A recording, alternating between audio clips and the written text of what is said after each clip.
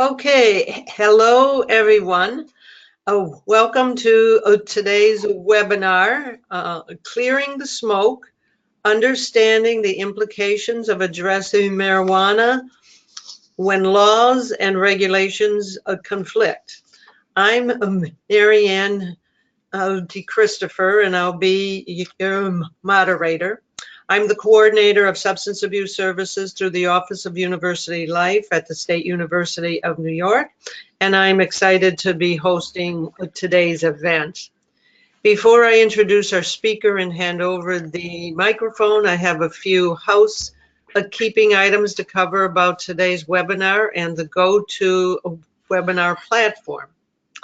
First, I'd like to thank the New York State Office of Alcohol and Substance Abuse Services for its generous support in sponsoring today's webinar, as well as other efforts to address the impact of drugs and alcohol on student performance, changing the culture on campuses, and collaborating with other state and local partners. For those of you that haven't used the GoToWebinar, your attendee interface and control panel should be appearing right now in the upper right-hand corner of your computer screen. When not in use, the box collapses. To get back into the panel, click the orange box with a white arrow to bring it back. Through this panel, you should be able to raise your hand if you wish to seek the moderator presenter's attention and ask questions. You're listening and using your computer speaker system by default, and all participants will be muted. If you have a question for our speaker, please feel free to send it through the question panel box in your GoToWebinar control panel. You may need to click on the toggle button to open the box. You may send in your questions at any time during the presentation. We will collect these and address them during the Q&A session at the end. Today's webinar will be available on demand after this session. Links to online recordings will be sent to all registrants. Once published, the recording will be available through the Illinois Higher Education Center's website at www.eiu.edu/IHEC. I will also be posting this information on the SUNY website also. Once there, you click on the Professional Development tab and click on Past Webinars. The recording will also be available through the Illinois Higher Education AODV Prevention YouTube channel. We've also added some attachments which are available through the Attachment tab at the bottom of your screen. There you can find today's info and other information. Lastly, we'd like to encourage you to share today's webinar with your friends and colleagues. We hope that you will use the hashtag Oasis and hashtag IHECAODV, as well as hashtag DFSCA. Without any further ado, I want to introduce today's speaker, Dr. Eric Davidson.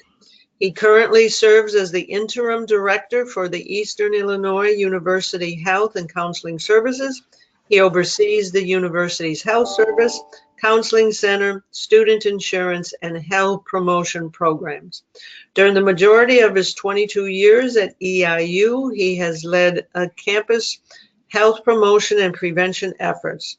Since 2009, he's also directed the Illinois Higher Education Center for Alcohol, Other Drugs, and Violence Prevention, overseeing training and professional development for higher education practitioners implementing campus substance abuse programming. Eric also assists the campuses with understanding drug-free schools and Campuses Act requirements, effective prevention programming, and assessment evaluation. For those of you who are just joining us, welcome to today's webinar titled Clearing the Smoke, Understanding the Implications of Addressing marijuana when laws and regulations conflict. Okay, Eric, it's all yours.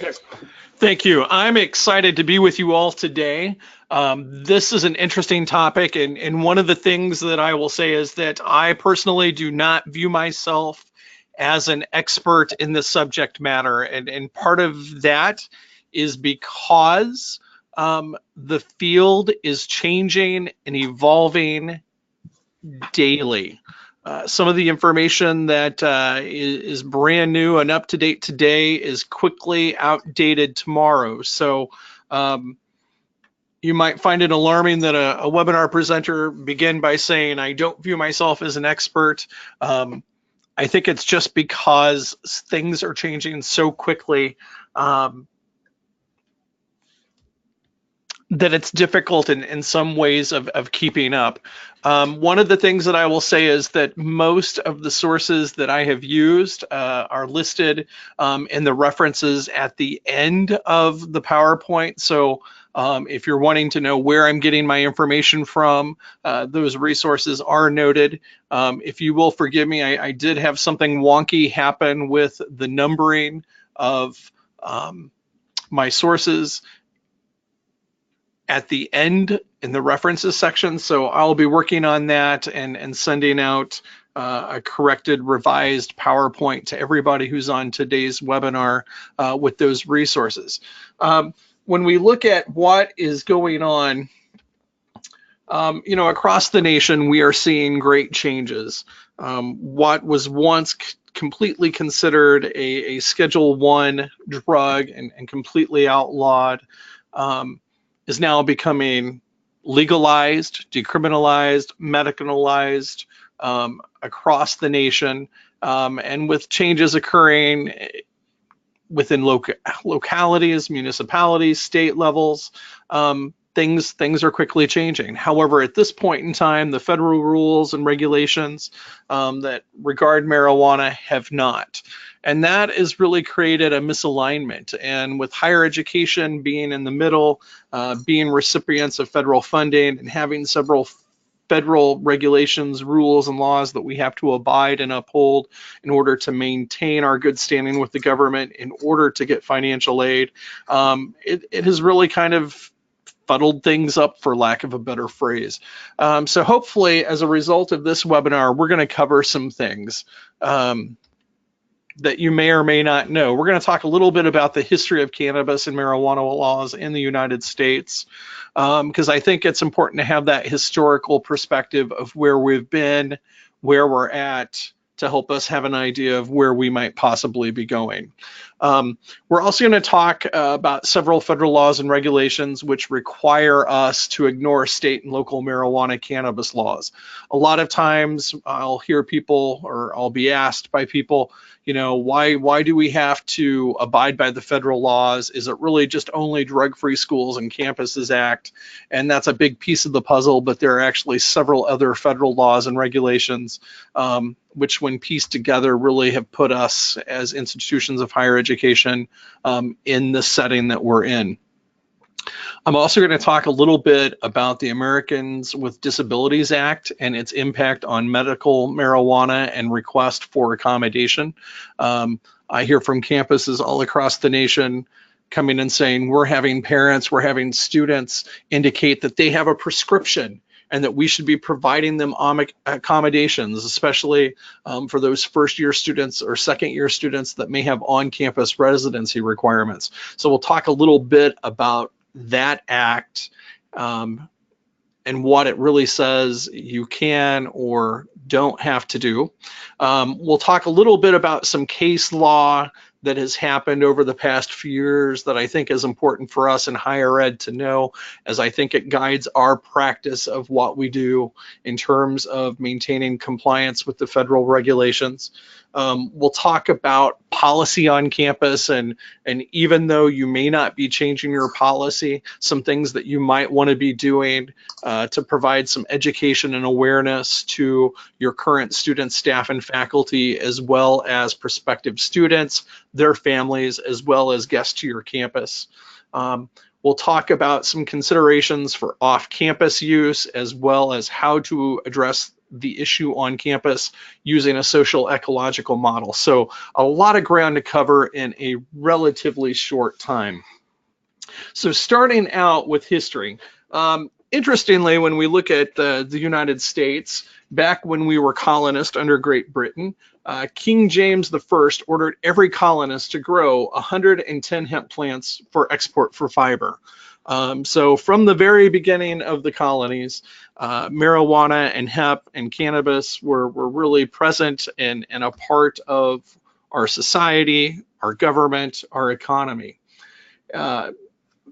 About 200 years later, a physician by the name of William O'Shaughnessy introduced marijuana for medicinal purposes. So, you know, just a few decades after our Declaration of Independence from Great Britain, we had physicians in the United States who were looking at marijuana for medicinal purposes. And just even a few short years after that, marijuana was added to the US Pharmacopedia as a treatment for numerous afflictions. And that Pharmacopedia was really kind of a formulary list that was common for pharmacists to have. It kind of delineated and identified those medicines that they would carry in stock as part of their pharmacies. And things pretty well continued to smooth sailing until 1906. The Pure Food and Drugs Act required labeling of medicine, including marijuana. And then in 1915, about 10 years later, we started getting more regulated with marijuana. The Harrison Act came about, and it required doctors who wished to prescribe narcotics and other drugs to register with the federal government. So this really kind of begins to create the start of the Drug Enforcement Agency, and when doctors were really beginning to be registered to be able to prescribe certain medications. In 1915, we also saw states beginning to pass marijuana prohibition laws, and that really began to create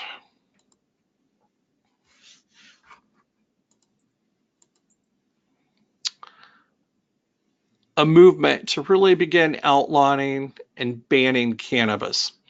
In 1925, the League of Nations, which is a precursor to today's United Nations, signed a multilateral treaty restricting cannabis and hashish use to only scientific and medicinal purposes. So at that point in time, they really started narrowing down and limiting use for recreational use and day-to-day use. In 1932, the Uniform State Narcotic Act was passed, and it allowed states to exercise police power in seizing illegal drugs used in illicit trade. So again, the precursors to what we see today within our state of looking at criminalization. In 1937, there was the Marijuana Tax Act, which was passed, and it basically made possession or transfer of cannabis illegal throughout the US, except for medical and industrial uses. So even still at this time, marijuana, cannabis is still being used and allowed for medicinal purposes. 15 years later, after we get through World War II, when we're in the Korean Age, we end up having the Boggs Act, and it's the first time an act was passed which really made cannabis possession an offense with 2 to 10 years of jail with a fine up to $20,000. So we're really beginning to see the negative consequences of cannabis possession, cannabis use, really beginning to rack up. Things were quiet for a while until 1970, and at that point in time, the Drug Enforcement Agency developed its Controlled Substances Act, and this is one of the acts that we will talk a little bit later down the road in the slides. But once that was passed, that act repealed the Marijuana Tax Act, and it created a single system of control. So most of the substances that we think about are controlled substances, and they fall into a scheduled tier, a categorization by schedule. And currently marijuana is the Schedule 1, which is one of the reasons why this misalignment between what states and municipalities are doing and what the feds have done is creating some chaos and some controversy. At that time, Nixon was president. We have the war on drugs beginning. The benefit to this at that time is, in addition to the war on drugs, we started really looking at substance abuse treatment, substance abuse prevention. And when we look at things that are going on at the federal level started funding treatment and prevention. So while many may look at the war on drugs negatively, there were some positive outcomes that have had impact on us today. In 1972, the Schaefer Commission recommended decriminalizing marijuana. This is important because what you will see is really over the past 5 decades, there have been several efforts to look at decriminalizing marijuana, changing the schedule of marijuana, of which at this point in time, none of those efforts have really been successful. In 1973, the DEA was formally established. And while that was going on, Oregon was really the first state to decriminalize cannabis. So on one hand, we have continued to strengthen anti-marijuana laws, but there have been some state initiatives to begin lessening the laws related to cannabis and marijuana. In 1974, NIDA, the National Institute of Drug Abuse, becomes the sole legal source for marijuana. That becomes very important because once NIDA gains control of the legal source of marijuana, in many ways that has limited and restricted the marijuana research that has been available. Most of the marijuana comes from a single source when it's used for research. One of the things that you will hear about currently in today's climate is that today's marijuana has a higher THC potency than that of several decades ago. A lot of the research that are using these legal marijuana plants that are obtained through NIDA are said to have a much lower potency, the same potency that existed decades ago. In 1976, Robert Randall was an individual who was using medical marijuana as a necessity, took it to court, and the federal court ruled that he could use medical marijuana and it was necessary for him to do so, really beginning the medical marijuana movement.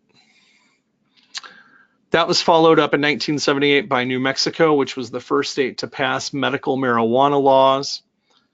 As a result of that happening, in the same year, the Food and Drug Administration set up a medical marijuana distribution program, which really began to allow more people to use marijuana for medicinal purposes. Moving into the 80s, we had a change of administration. Ronald Reagan took over as president. We had a Republican House and Senate. And through the 80s, you will see a much tougher stance against drugs, which accumulated in 1986 with the Anti-Drug Abuse Act, which reinstated mandatory prison sentences and the 3 strikes law. So this is the law that many will attribute to the increased numbers of incarcerated individuals within our penal system as a result of drug violations. Reagan took a hard stance. If you remember his wife, her campaign was just say no. So this particular act is really kind of what I refer to as the first domino in a string of dominoes of policies that were created at the federal level that really began looking at substance use. And many of these federal policies and laws are still in effect today, and they're part of the puzzle that leads us to maintain marijuana as a Schedule I drug, despite what may be going in our municipality, as well as what is going on within our state.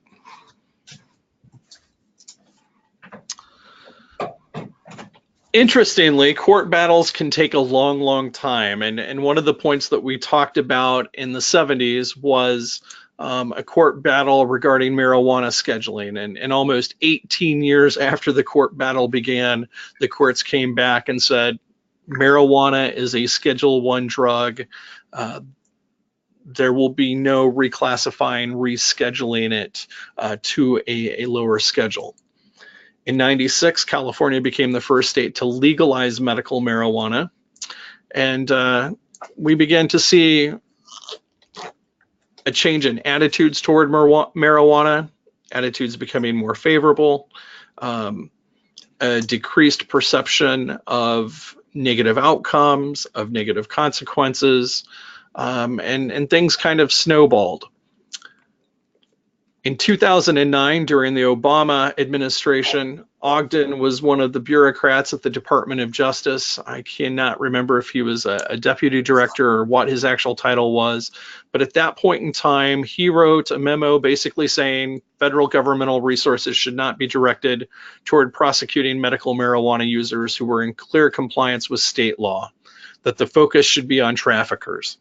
And the development and creation of that memo was really kind of seen as a green light for state legalization and commercial dispensaries. So once that particular memo had been written, you really began to see an increase in movement and advocacy for legalization, for increased commercialization of marijuana, and those types of things occurring. Now, a lot of times when you look at cannabis and marijuana history, particularly regarding legalization in the United States, the Cole Memo is something that is commonly referred to and commonly heard. And what I found out during my research for this presentation is that there were actually two memos written by Cole. The first was written in 2010. And really, it basically removed the protections from the Ogden Memo. In many ways, it contradicted what the Ogden Memo had set out to do. And if there was anything in it, it differentiated caregivers from large-scale commercial operations. So individuals who were providing care to loved ones, it would be appropriate for them to be using medical marijuana, and it wouldn't be worth the governmental resources to go and move against those caregivers. But it was not appropriate for large-scale commercial operations. The first Cole Memo basically said that's not appropriate. Meanwhile, movements continue to move forward, and Colorado and Washington legalized recreational drug use in 2012. I'm not necessarily certain why it says 2012 and 2013. There may have been some other states there that I intended to put in the slide, and please forgive me for that. In 2013, we get the second Cole Memo. This is the Cole Memo that most people refer to as really kind of being the strong green light to states saying that they could go ahead and move forward with developing laws and policies that would promote medicinal marijuana decriminalization as well as legalized marijuana. And the second memo basically says states should not be a priority as long as they are regulating what they're doing. If federal resources should be focused on marijuana, it really should be looking at things such as underage use and trafficking. And then about a year after that memo came out, the Rohrabacher-Farr Amendment was signed into law. And this is a law that must be renewed and approved every year. And basically it prevents and prohibits the Justice Department from interfering with the implementation of state medical cannabis law. And once that particular law was passed, again, it served as an additional green light to states to move ahead to begin legalization, medicinal marijuana, decriminalization, those types of things.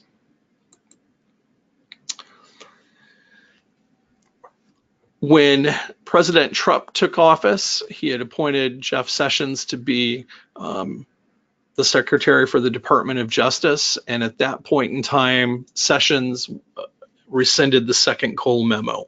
So many people would say everything that the government had approved and endorsed and said that it would not do, Sessions comes in, wipes away,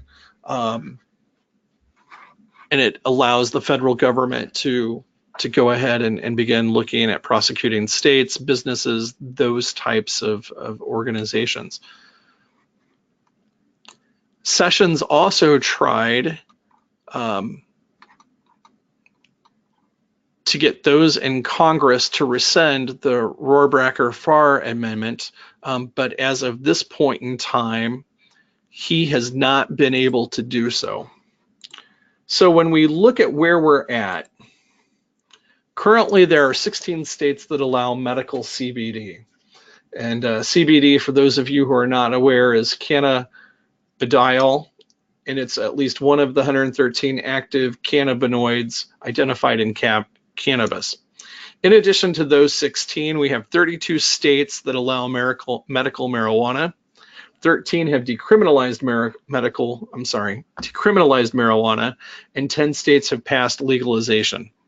When we look what that looks like at a map, this map that you see on the screen currently shows the states that have approved medical CBD use.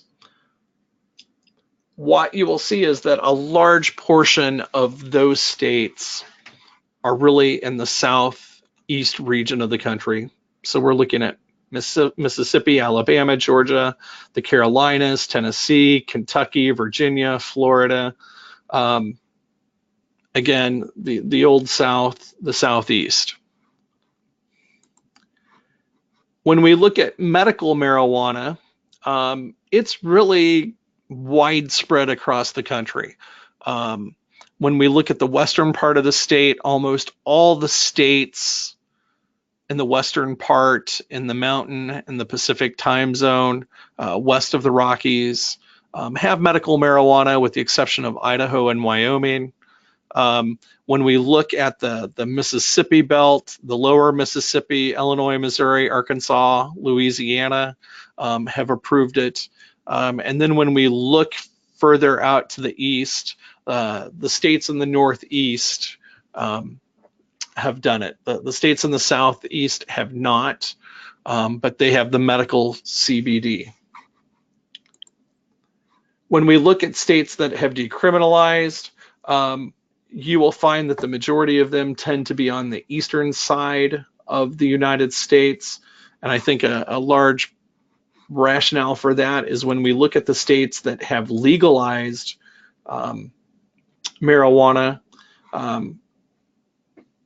5, 6, if we include Alaska, are on the western side of the state.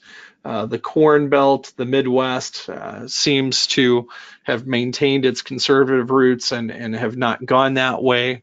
And then we look at some states in the Northeast, Massachusetts, New Hampshire, Maine, as well as Washington, D.C.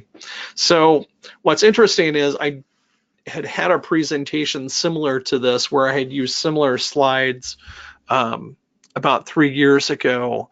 And it was interesting to see that the number of medical CBD states and the number of medical marijuana states, as well as the states that had passed legalization, pretty much had all pretty well doubled just in that 3-year time span.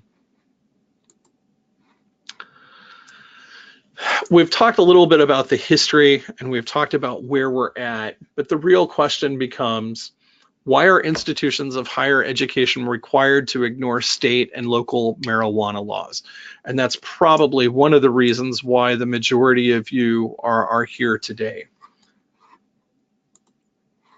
And again, I get this question asked of me a lot.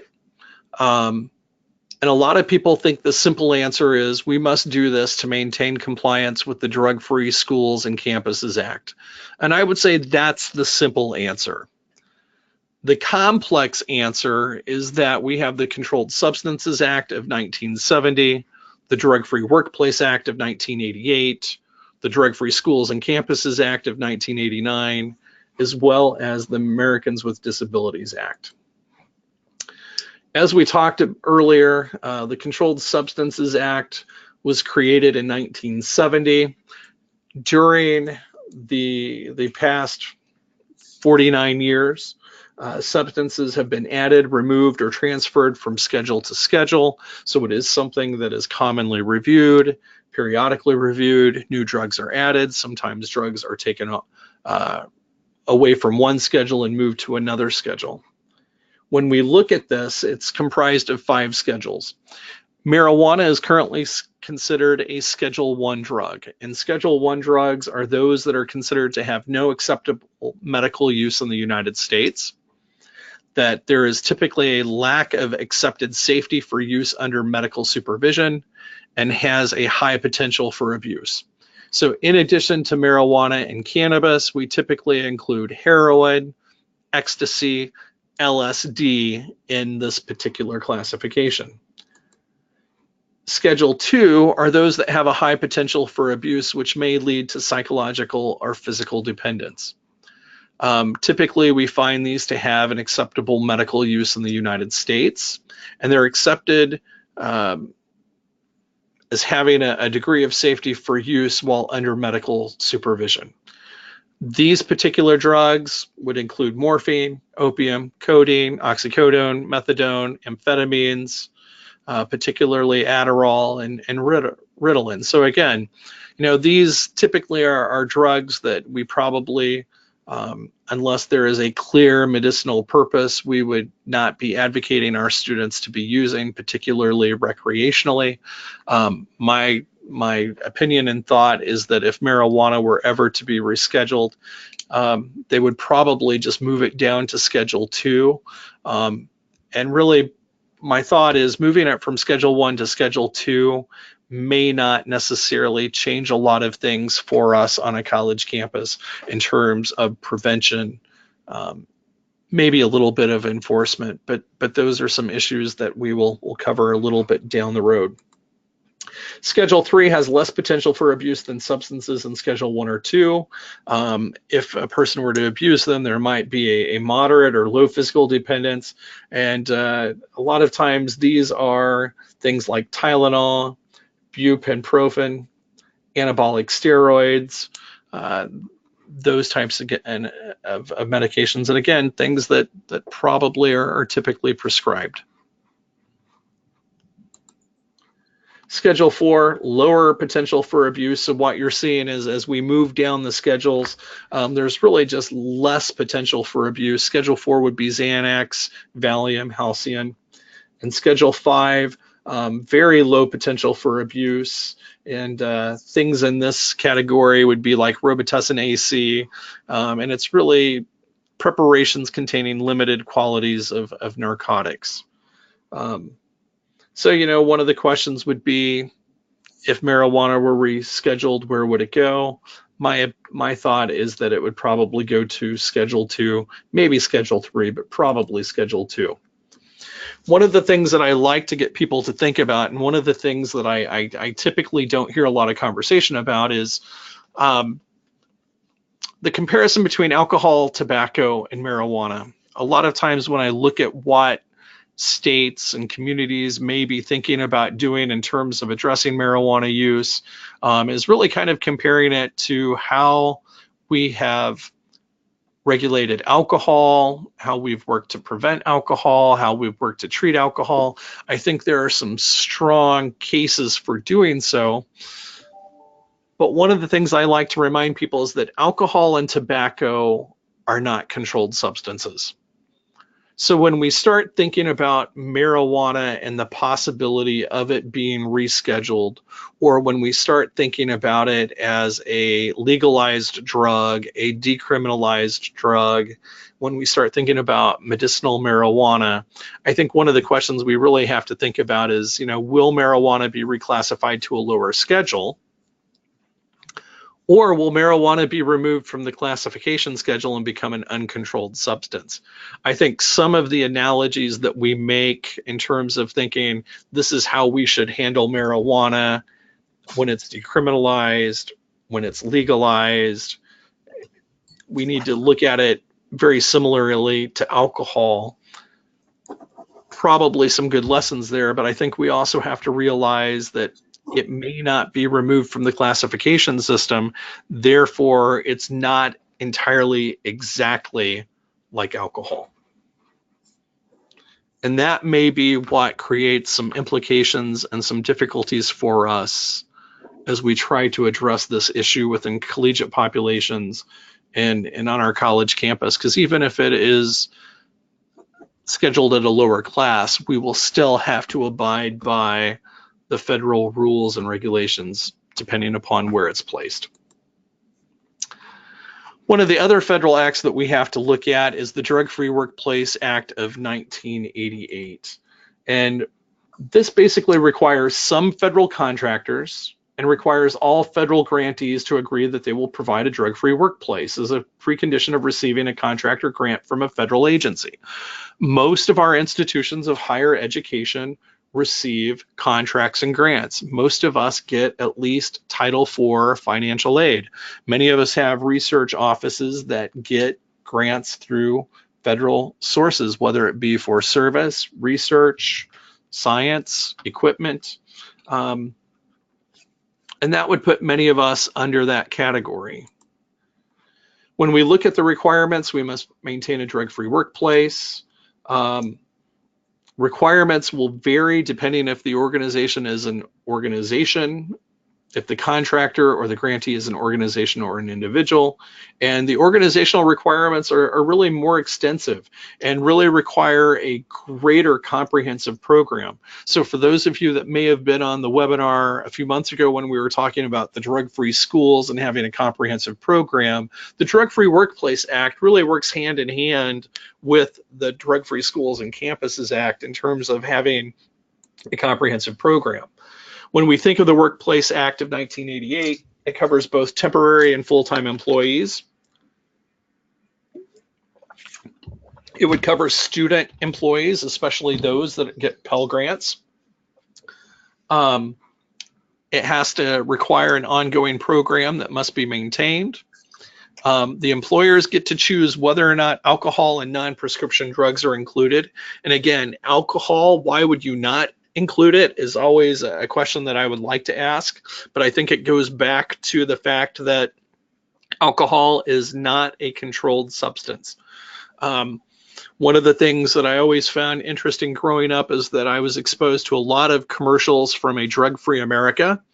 And if you think about that organization and the marketing campaigns that it typically conveys, alcohol is typically not conveyed in that campaign or those media messages. And again, it's because alcohol is not a scheduled drug or considered an illicit drug.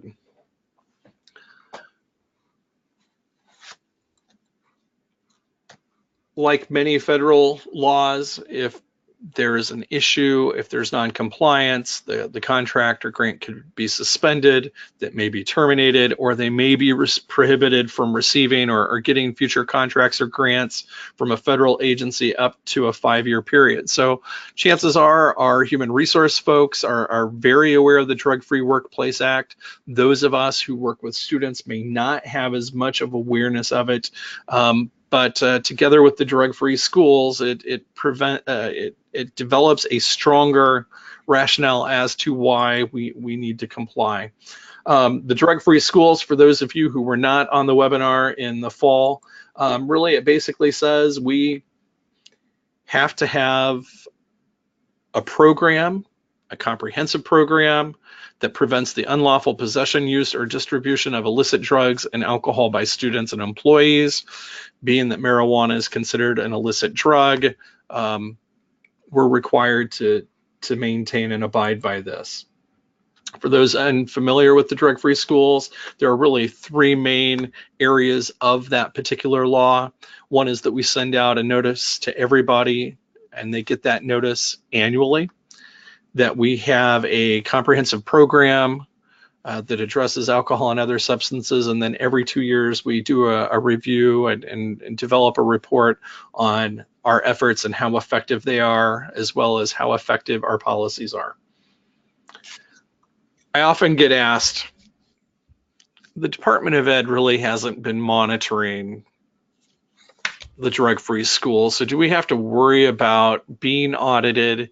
And, you know, if we decided to take a slightly more lenient approach to marijuana, would we get nailed for it? That's a great question.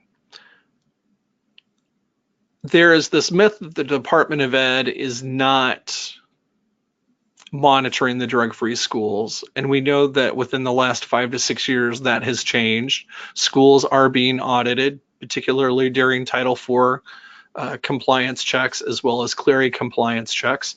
We also know that schools are being found in non-compliance, and schools are being charged fines.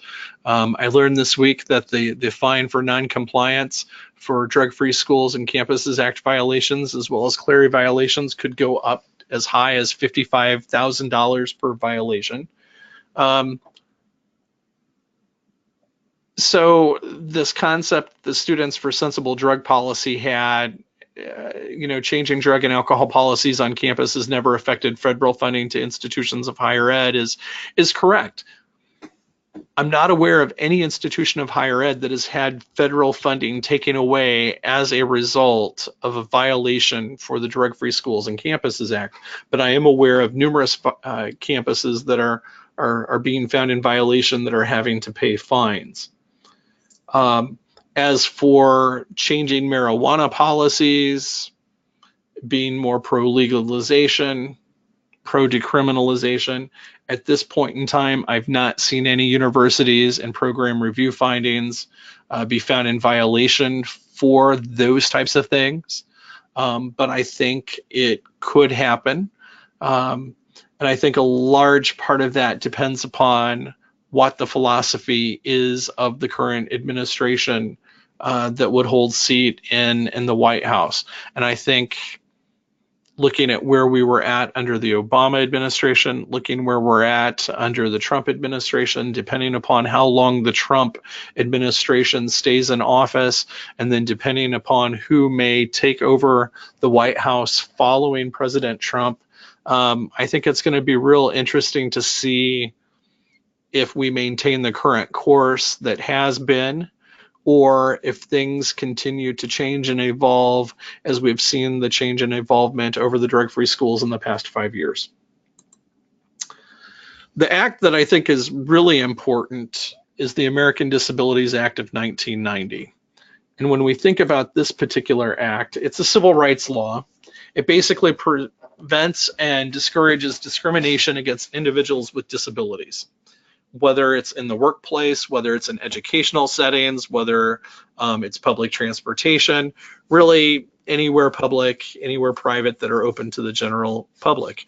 And it's a great law. It's intended to make sure that people with disabilities have the same rights and opportunities as everybody else. And along with many civil rights protections, it gives the same protections to those with disabilities that those are given on the basis of age, race, sex, gender, national origin, those types of issues. What ends up happening with this particular act is that schools will be notified by parents, they'll be notified by students, and the student or the parents will say, my student has a prescription for medicinal marijuana, and you need to provide me with an accommodation. And some parents will try to take it as far as to threaten lawsuits. I'm sure some parents have actually even attempted to confer with lawyers and have lawyers contact institutions of higher education. But the Americans with Disabilities Act basically says you cannot provide an accommodation to an individual for an illegal activity. And currently, being that marijuana is a Schedule I drug, it is an illegal, illicit drug.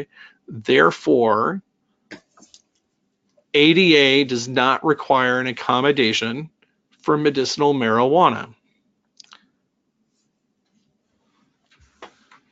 So when a student or a parent comes to you and says you have to provide an accommodation, there is no grounds for it.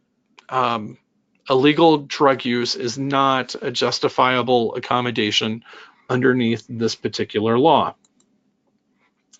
So when you think about the Controlled Substances Act, the Drug-Free Schools, the Drug-Free Workplace, and the ADA law, all four of them clearly say marijuana use is illegal.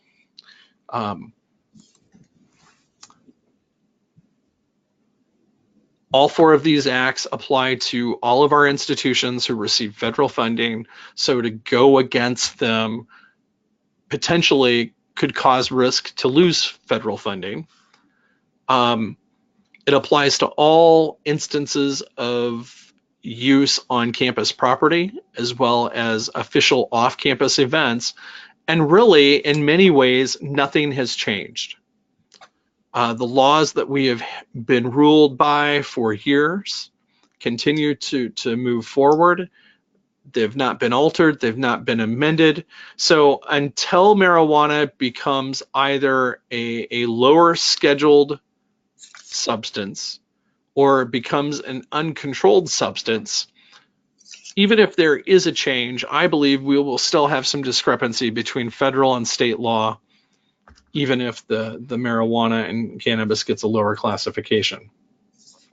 There are some legal proceedings that I would like to reference that continue to shape our culture. One is the continuation as a Schedule I drug, and what you'll see on this slide is really, several efforts over the decades and the outcomes of those efforts to really try to get marijuana rescheduled as a lower class. And up to this point in time, when it's been taken to the courts, there has not really been any progress made. Is it possible with the current state of affairs and the current culture of our country and the perception of marijuana that this could change? Possibly. But at this point in time, the history is not in support of that change. In 2001, a group of Oakland cannabis buyers that had a cooperative sued the United States. Basically, California had legalized marijuana. They felt that they had a right to go ahead and manufacture and distribute. And the state court came back and basically said there's no medical necessity exemption to the Controlled Substances Act. So at this point in time, it reinforced marijuana as well as being a Class I, Schedule I drug. Gonzalez versus Raich in 2005. Basically, medical marijuana users argued that the Controlled Substance Act was unconstitutional. In that ruling in 2005, the Supreme Court ruled 6-3 that even where individuals and businesses were in accordance with state laws, that they were still violating federal marijuana laws. So again, another reinforcement of marijuana being a Schedule I drug. One that is of interest to higher education, and it ties back to the Americans with Disabilities Act, and I think it may help set a precedent for moving forward, is the Nicholson and University of Colorado. Nicholson was a college student. He basically was found in violation of policy. He had pot. Nicholson had been designated as a medical caretaker for a sibling. And basically that is the reason why he had the marijuana on him. This never went to court. University of Colorado dropped the charges as a threat of a lawsuit, and they decided to waive on-campus residence requirements for students with medical marijuana prescriptions. And one of the things that you will see is that there are some campuses If they have a residency requirement for students for the first year and or the second year, if they have students with medical marijuana prescriptions, they may waive that requirement and allow the students to live off campus. And that is something that I hear about from campuses, and I would imagine is fairly common for some states. James versus the city of Costa Mesta. They had previously gotten medical marijuana. The city prohibited the sale of marijuana. They sued under the basis of discrimination under Title II of the ADA Act, and the finding came back: the ADA cannot be used as a means of overcoming discrimination unless marijuana would have been rescheduled. So again, many of the laws that we have to uphold federally, as long as it stays a Schedule I drug, we're pretty much on the path that we are at. Coates versus Dish Network is also interesting. It's a little bit newer. It happened in 2015. Coates was an employee of the Dish Network. He had used marijuana recreationally during his off work hours, and Dish Network fired him and terminated him when they ended up doing a drug test. Basically, the district appellate in Colorado Supreme Court upheld the ruling that Dish Network had the right to terminate Coates, even though he was using marijuana appropriately and legally based upon state statute. Those policies, in some ways, I think, develop a framework and reinforce where we're at and maybe where we're going. Policies regarding marijuana use, nothing has changed, but I like to think that the cheese has been moved. I love the book Who Moved My Cheese, and I think that analogy that the book makes is just very appropriate for where we're at. Many campuses, because the sense is that things have not changed, probably have not revised or updated their substance abuse policies to highlight and clarify differences between federal and state laws. I would recommend that although nothing has changed, it's probably wise to make such updates, even to articulate that in policies and internal governing policies and protocols and practice.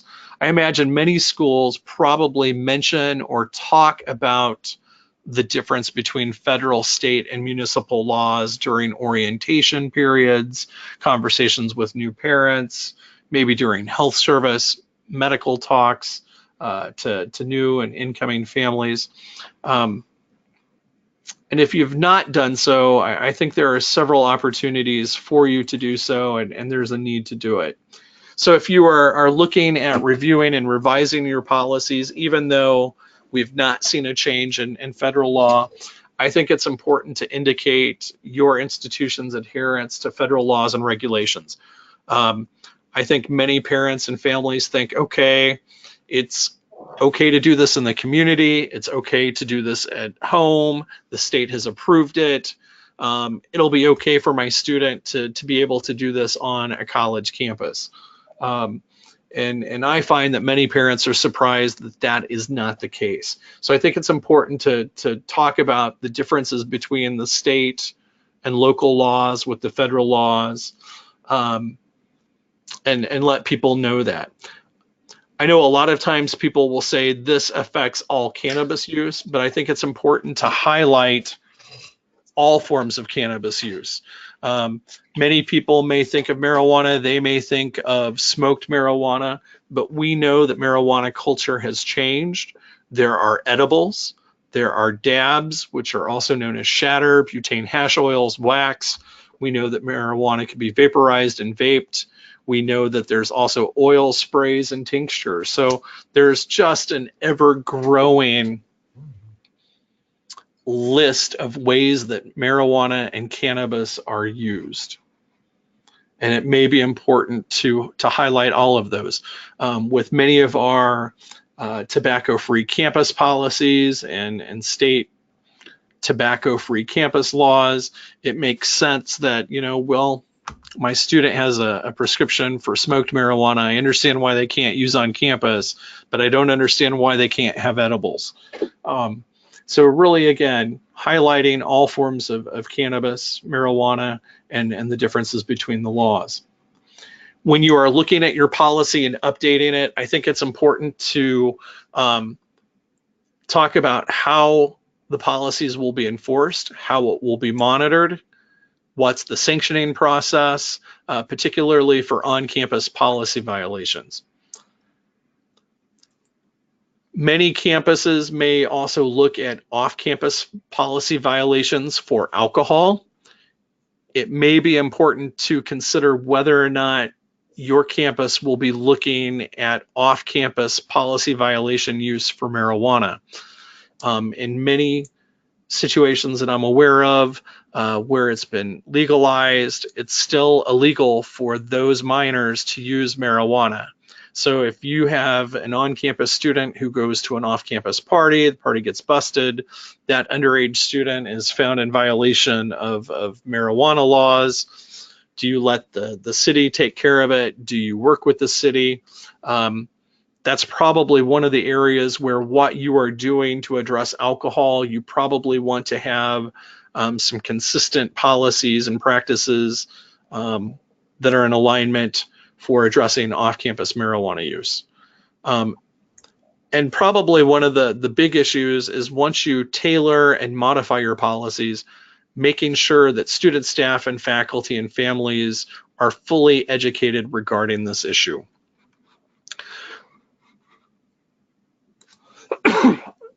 I went looking for some campuses that I thought had some pretty good written marijuana policies. And I've got several examples that I will show you. I won't go through and read them word for word. I will encourage you to look at the PowerPoint once you get it, as well as the video of this PowerPoint. But Skidmore College is really good. It talks about how any use is forbidden on campus. It talks about the fact that in 2016, medical marijuana would be permitted in New York State, and how they would allow students who would go through a waiver process to live off campus if the campus felt that they met certain requirements, and again stressing the fact that marijuana prescriptions would not be allowed on campus. I also like Rhode Island School of Design. They had actually changed this a little bit since the last time I had looked at it, but they give a good description of why they have to carry out the policy as such as it relates to the Controlled Substances Act. It talks about how there's a possibility that non-compliance could result in a loss of federal funding, including student financial aid. That is something that is very important to our families. And that, if there is a student that is a medical marijuana user and they intend to possess or use marijuana, they have to be doing so off campus. And they talk a little bit about what they will pursue and what they will not pursue in terms of action under the student code. Oregon State also has a good policy. What you'll see on the screen really revolves around housing and dining services. I think they've got a very strong paragraph that talks about the Controlled Substances Act, the DrugFree Schools Act, the DrugFree Workplace as really being the foundation as to why they don't allow medical marijuana or legalized marijuana. I was disappointed that I could not find the following on their website, but in the past, they had some other stronger paragraphs dealing with housing and dining, student job posting. At that point in time, they were not going to promote or advertise student job postings with companies involved in the manufacturing, distribution, or possession of marijuana. Likewise, they were not going to allow internships involved with the manufacturing, distribution, or possession of marijuana. as well as they had an extension program, and the extension program would not provide instruction regarding how to grow, manufacture, distribute, or dispense marijuana. These are probably areas that many of on your campus have not considered. I would encourage you to have some conversations with your career services, your academic departments who have internships, and really think about how you're going to handle this. I get asked this question, can we do these things? When you look at, and there's two sides to the argument. One is doing so is promotion of illicit drug activity. So whether it's an internship, job postings, classes on the business of marijuana, that's contrary to reducing and preventing illicit drug use among students, staff, and faculty, as well as your general community. Others will sit there and say, well, those classes really aren't geared for the prevention of students, staff, and faculty. They're just classes, academic freedom. It's probably a conversation that you would want to have with many different folks on your campus. So when we think of policy implications, some things to think about. Is your campus going to be zero tolerance, or are they going to allow waivers? If you are going to allow waivers, what does that process look like? What are the criteria used to determine who gets a waiver, who doesn't get a waiver? That will be very important. It may not be as much of an issue on many campuses, but what about your medical clinic? What I find is that most doctors value their prescription privileges and their prescription licenses, and being that they have some licenses from the Drug Enforcement Agency, they're just not willing to write prescriptions for marijuana, especially since it is a Schedule I drug. But what is your medical clinic policy? And I think it's also important to think about what happens if marijuana is transferred to a different schedule class, how that might affect people who are coming to your clinic, what they're coming to your clinic for. Do you have folks who would be willing to do it based upon their background, their history, their philosophy? It's probably a good conversation to have if you've not had it. Communication is important. How are you communicating the policy to current students and families? How are you communicating to prospective and new students and families? Are you including it in your new orientation programs? Do you have an information table and a tabling fair? Are you providing written information to families and new students, letting them know what is allowed, what is not allowed, what is tolerated? Likewise, how is it communicated to current staff and faculty, particularly those that may be doing jobs on campus, such as driving, operating heavy equipment, where impairment or use might be a greater issue. And one of the areas that I find that a lot of campuses don't think about is, how do you communicate the discrepancy between the federal law and the state and local laws to the public, to guests, as well as those individuals who may be coming to your university for camps and conferences, as well as prospective and new staff and faculty. In many ways, to adequately get the message out and to communicate what your institution's about would really require a fairly strong communications campaign. And if anybody has any communication campaigns that they would be willing to offer as examples to other institutions, please let me know, because it's one of those areas that I get asked about, and I've just not seen a lot of a really solid, comprehensive communication campaign that addresses all these different target populations. When you're also thinking about policy, having your campus do what it says it will do. There's a lot of folks on campus. A lot of people have different thoughts, different philosophies. So as with a condition of the DrugFree Schools and Campuses Act and the biennial review, are you monitoring? Are you enforcing on-campus infractions? Are you being consistent? Is that consistency occurring between residence halls, referent groups, affiliated groups? How do you address members of the campus community, students, staff, and faculty against guests or public who are visiting the campus and they're violating your policy or the federal policy? And then how do we also tie that in with tobacco-free, smoke-free campus policies? Consistent policy monitoring and enforcement is key. And again, you also have to think about, what do we do for our students who are violating local and state ordinances off campus? Do we just let the city or the state deal with them? Do we get involved? Do we provide sanctioning? Do we provide some kind of educational programming? Many of the issues and many of the questions and many of the challenges that we do have with alcohol would apply here into this setting. One of the other aspects that as a campus you may need to think about are your campus sanctions and how they fare and how they pair with local, state, federal sanctions. And some of the readings that I've done, the campus sanctions end up being less than local and state fines, which may drive students to use more on your campus than off campus, very similar to what we may see with alcohol culture.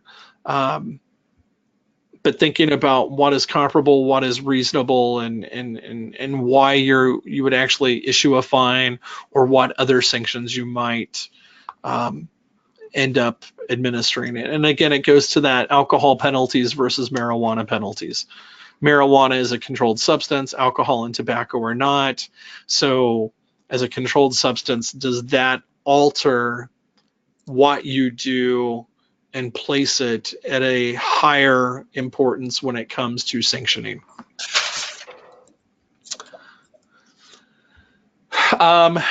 We talked a little bit about the disagreement or the two arguments as to, do we allow curriculum that focus on marijuana business? Do we allow internships? Do we promote marijuana businesses, say, for example, within our School of Business? The implications of the drug-free schools is, we prevent the unlawful possession, use, and distribution of illicit drugs and alcohol by students, employees. The act does not say citizens. And that's really where that discrepancy is. I also get asked a lot of times, our campus newspaper is thinking about running ads for the local marijuana cannabis businesses. Is that permissible? And that's an interesting argument, and it's probably a webinar by itself by others who have expertise in that. Philosophically, I would say no, because putting that in the paper is promoting the unlawful possession, use, or distribution of illicit drugs and alcohol by students and employees. But there have been some legal rulings related to the First Amendment rights. First Amendment rights being not only given to individuals, but to organizations and to businesses. When we look at some of the case law related to alcohol, there have been some cases where businesses have been, the courts have said it's appropriate for businesses to put ads in the paper, because to do so otherwise would violate the First Amendment right of the business. The difference here, again, goes to the fact that alcohol is a non-controlled substance. Marijuana is. So by being a controlled substance, does that elevate the magnitude of the situation and creates a further reason why it shouldn't be allowed? That would be something that I would encourage the SUNY legal system to consider. We've talked about policy. I want to talk a little bit about what campuses are doing, what seems to be working, what seems to be effective, or things that appear to be recommended and encouraged through a preventative lens. I like to promote the social ecological framework, where we look at the 5 spheres, looking at individuals, looking at groups and the interaction between groups, looking at organizations within a community, the community itself, and then public policy, which really looks at laws, rules, policies, and procedures. Our friends at the National Higher Ed Center at Ohio State have really great materials. They have a really great learning collaborative, so I would like to put a shout out to them. And if any of you have any excess funds as we approach the end of the year, that might be a place to look and see if you can join that learning collaborative, especially if you want to learn more about marijuana. But Jim Lang, great colleague, great friend over there, he really talks that when we think about prevention and we think about individual interventions, we really need to focus on 4 harms. We need to focus on impaired driving and other impairment issues. We need to focus on edible versions of cannabis because a lot of students are not familiar with that method of ingestion, how quickly it takes action, the different THC potencies, those types of things.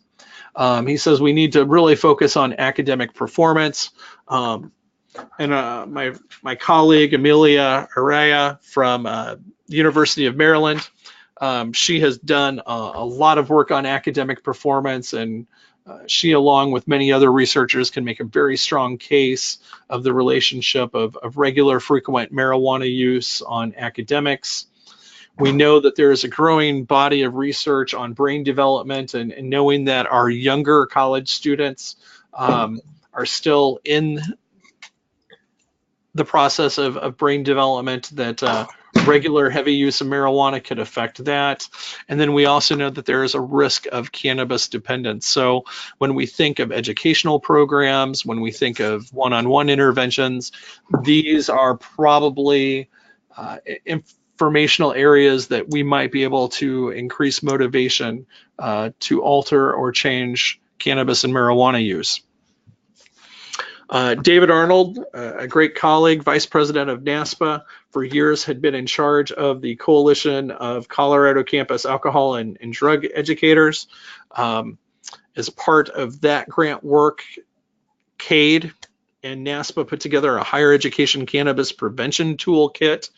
You can find the link of that toolkit in the resources. And they really promote the concept of harm reduction for those over 21.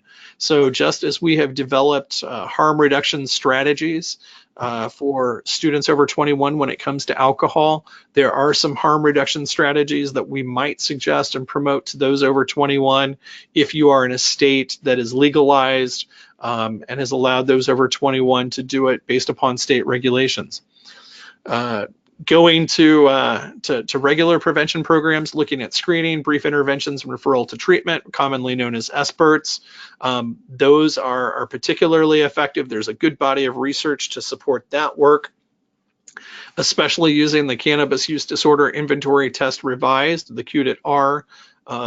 Whether you do it as a universal screening, say within a medical clinic or a counseling clinic, you use it as part of judicial interventions, or just going out on the quad and having people complete the test and providing some feedback there seems to be effective. Many folks may be familiar with the use of BASICS, the brief alcohol screening and intervention for college students model that was popularized by Marlott and the folks out in Washington. It's considered the gold standard of alcohol interventions. BASICS has been modified to cannabis abuse screening and intervention for college students, commonly called CASICS. A lot of people talk favorably about the administration of that modification as being something that they really like and something that they feel really works well with college students. Motivational enhancement and interviewing is also known to be effective. San Diego State University for years has run a brief online computerized program for alcohol. It was originally called the eChug. It's been modified and renamed the eCheckup to Go. The folks out at San Diego State have a version for marijuana that they call the Marijuana eCheckup to Go. And the folks at Colorado State University took that and have done some research, and they found that with their students, it showed great promise for reducing heavy marijuana use among college students. They like it. They're going to do some additional research on it. But for what they did, they had some pretty good results. In the CADE Higher Ed Cannabis Prevention Toolkit, they reference protective behavioral strategies, and in that document there is actually a list of protective behavioral strategies for those who use marijuana and cannabis. That's an instrument that could be used with those that are seeking intervention or treatment. What they found is that not necessarily using many worked well, but picking a few that related and aligned well with the individual's life made a great impact on reduction and improved harm reduction. When we look at interpersonal interventions, there are some that have been used. My good friend and colleague, Jason Kilmer out at Washington, he always talks about the fact that perceptions of use by our college students are much lower than what perceptions of use are much higher than what college students actually use. He talks about descriptive norms, he talks about injunctive norms, and there has been some research that indicates that family and friends who approve and students who perceive that their friends and family approve are more likely to use than those who don't. So taking what we know from alcohol prevention and applying it to marijuana and cannabis, particularly with injunctive norming, probably would be something to work and something that we would recommend schools to think about. Social marketing interventions, just as we have done with alcohol, looking at harm reduction techniques and approaches, probably some promise there. Many of our campuses are using bystander interventions. So just as we would for incapacitation and impairment, looking at those interventions to talk to students about possible impairment, possible dependence issues, and how to intervene with a friend that they think may be having problems as a result of their marijuana or cannabis use. When we start looking at the larger scope of the social ecological model and we start looking at organizational interventions and we think of our campuses, our departments, this is one of the areas that I kind of feel didn't have a lot of research. There are some things that are recommended. I would recommend needs assessment and campus climate surveys. We need to have the data. We need to know what's going on. We need to be able to see how things are changing so that way we can better respond. This is good practice. It's a good practice for a biennial review, part of the Drug-Free Schools and Campuses Act, so I would recommend that. And as I said at the beginning, I don't consider myself an expert because things are changing so quickly. Things are changing so rapidly. And, I sit here as Director of Health and Counseling. Substance abuse prevention is one of my passions. It's one of my interests. If I don't know, how can I expect my colleagues in housing, university police, academic advising, other areas of student affairs within the faculty, the administrators, to really know what's going on? So I think as an organization, as a college campus, there probably needs to be increased training and education for different members of the campus community. When we look at community interventions, I think it's important for campuses as well as the communities that we reside in to place our drug-free schools and campus efforts, particularly those regarding marijuana and cannabis, on par with Title IX, FAWA, Clary, and other efforts.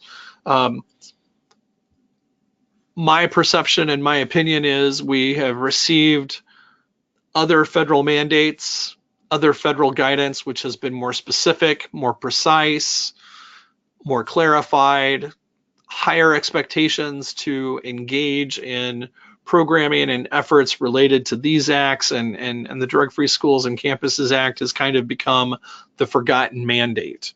I think with the change that we're seeing in marijuana and cannabis culture and legalization, it's going to change things. It's going to change the playing field, and we need to be prepared and ready for it. And in many ways, I think we're probably behind the ball as is. Public policy. We change public policy with data. Yes, emotional appeals are important, but if we don't have anything to substantiate our work, it's going to be hard to move forward. So just as you might collect data for self-reported use, access of medical services, counseling services for alcohol, I would encourage campuses to think about the data that they're collecting related to marijuana and cannabis, impaired driving rates, perceptions of use and harm, negative consequences, THC potency, violations arrest, overdoses at the Poison Control Center, number of individuals completing bud tender training. The more data we have, the more diverse data that we have, I believe the better the jigsaw puzzle really kind of begins to come together and really forms a stronger picture. And we will need to know what's been happening as well as what's going to happen, especially if you are in a place where there's a transition from non-legalization to legalization, decriminalization, criminalization, wherever you may be on the spectrum. When it comes to campus and local policies, I don't think smoke-free policies are enough. We know that there are other modalities that people can use marijuana in. We may see a great reduction in smoked marijuana, but we may have students using other forms. As we talked about, it's important to review your conduct and employee policies and make them more clear. I would make sure that if your policies are not addressing e-cigarettes and vapes, ADA issues, or employee use and liability risk related to your institution's risk management efforts, that those areas be looked at. As municipalities, as states move forward with legalization, decriminalization, medical marijuana, it will probably be important for campuses to have some conversations with local district and state's attorneys regarding their philosophies of approaching off-campus adjudication and sanctioning of marijuana and cannabis cases, what they anticipate that will look like. Is there a possibility that cases can be referred back to campus and campus can provide education, treatment, screening, those types of things that would provide a service to students but not necessarily be seen as a negative sanction? One of the things that seems to come across very strong, and the National Center for Campus Public Safety, a great organization, and they've got a great article called The Effects of Marijuana Legalization and Decriminalization on Campus Safety at Institutions of Higher Ed. One of the things that they say is institutions of higher ed, we are not prepared and we do not have access to practical testing methods. So, you know, if we do come across students that have cannabis or marijuana, we don't have the means to test. And if we're trying to send it out to the community for testing, there's just not a lot of testing labs available to do that work. It is very costly. In many ways, it may be more cost beneficial to have a preponderance of evidence than clear evidence. When we look at the general community, we might be able to work with our community to limit the marketing of adult use marijuana to protect youth and other vulnerable populations. Levy local taxes to be able to use that money for prevention and enforcement. As with the environmental strategies that we have with alcohol, limiting the number and density of adult use marijuana retailers is always something that would be recommended as an environmental strategy. One of the things I hadn't thought about until preparing for this presentation is when you're developing local ordinances, allow only specialized business models to sell marijuana and cannabis. So that way cannabis is not sold in bars, grocery stores, convenience stores, other places that our students and members of our campus community might go to get other things.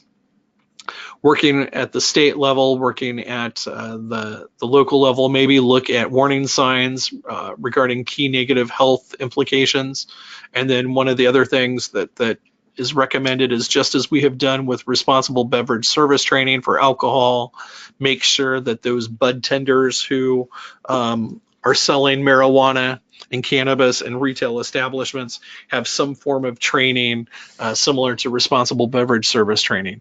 And these are all things that I recommend to you as campuses. Even though they're off campus, these are great opportunities for your campus to partner with community partners, as well as to look at during campus community coalitions.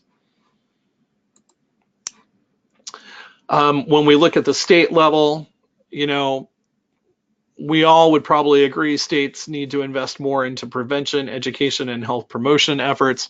And that really needs to start before a state starts moving toward legalization and decriminalization. We've talked about bud tender training. Packaging, warning labels are always good things, very similar to what we've done with tobacco. It would be very nice to see that on marijuana and cannabis items that are sold for retail. Just as we have done with alcohol and looked at certain types of products that might be more favorable to children and youth, looking at cannabis infused beverages, flavored combustibles, and limiting those types of products from sale, and making sure that any revenue that is generated from the sale of marijuana and cannabis really be put back into prevention and other programs and initiatives that protect health. When we look at things at a national standard, national level, we don't have a national standard for what impairment is. We do for alcohol. We know that a BAC level is between 0.05 to 0.08, but we really have nothing like that at the national level for marijuana and cannabis. And that's an area of research and policy that really needs to be generated. We also know that there is not a uniform reporting standard for IEGs. We have some guidance through Clary, but as states begin to differentiate what they're doing regarding cannabis and marijuana, we're going to have different terms, we're going to have different definitions, different ways of counting things. So there's a need for that. And there's also the continued need for additional research on long-term and short-term effects. So from a national policy level, those are things that we really should be advocating for. The National Center for Campus Public Safety is also even advocating that marijuana offenses be separated as its own drug reportable category in Clary reporting. There is some fear based upon a critical issues forum that they had that the marijuana violations will go up and it will make campuses appear more dangerous and unsafe than they actually are. With that, our time is coming to a close, and I would just like to ask if there are any questions from any of our attendees. And let me go ahead and unmute everybody. That may be a little bit easier than having people put questions in the chat. Maybe not down here. Okay, everybody is clear to talk, so you don't wish to talk, you may wish to put your mute button on. All right, well, I gotta go now. It's too pretty. Yeah, you cannot. Yeah. Hello, Eric. Yes. This is Mary Ann from the State University System Office, and I just want to clarify two things of what you said. I just want everybody to know that based on the feedback we had with your drug-free school campuses webinar last fall, I've met with our counsel's office, and they're going to be looking at our alcohol and drug compliance audit. So hopefully by the end of August, that there'll be something else on that. I also wanted to say that in terms of the Higher Education Center on Alcohol and Other Drugs last year, because of the funding that we have from the Office of Alcoholism and Substance Abuse Services, HECAOD was able to offer membership to all the campuses. That ends at the end of March, but I've been able to secure a continuation for each of the campuses that will start on the 1st of April. Excellent. That's great. It's a great organization. They do some really great work there.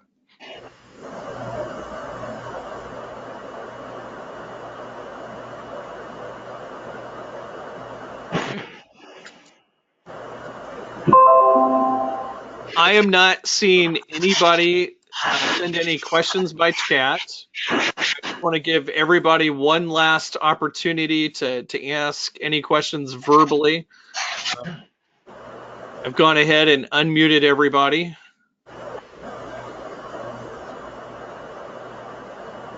And I'm not seeing any hands raised. So with that, thank you all for participating today. Apologies for some of my fumbles in my language. I have sleep apnea, and I didn't sleep well last night, and I noticed that when I have sleep apnea, I fumble my words a little bit more regularly than I would like. So please accept that apology as well. Thank you for coming. If anyone has any questions that you think of after the fact, at the end of the PowerPoint, I have my contact information. And again, everybody who's on the webinar today will be sent a copy of the PowerPoint. They'll also be sent a link to the URL once we take the video of the webinar and we put it up on YouTube.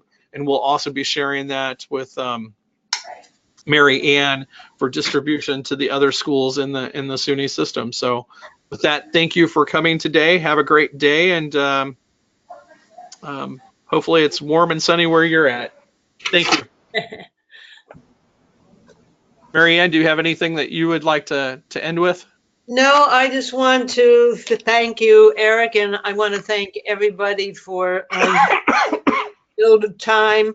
I think it's a complex, topic, and all the information that you provided, we're going to have to digest. If anybody has any other questions, whether you send them to Eric or you send them to my office, then we'll be happy to follow up. Okay, very well. In that case, we will conclude today's webinar. Thank you. Bye-bye.